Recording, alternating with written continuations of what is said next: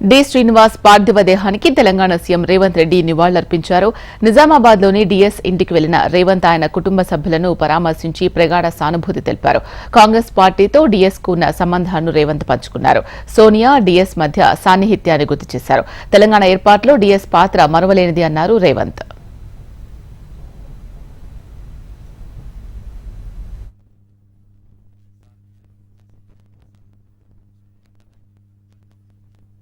గాంధీ కుటుంబాలకు ఆంతరంగికుడుగా గుర్తింపు పొంది వివిధ హోదాలలో ఆనాడు ఉమ్మడి రాష్ట్రం తెలంగాణ రాష్ట్ర ఏర్పాటు ప్రక్రియలో డి శ్రీనివాస్ గారు ఎవరు మర్చిపోలేని పాత్రను పోషించారు.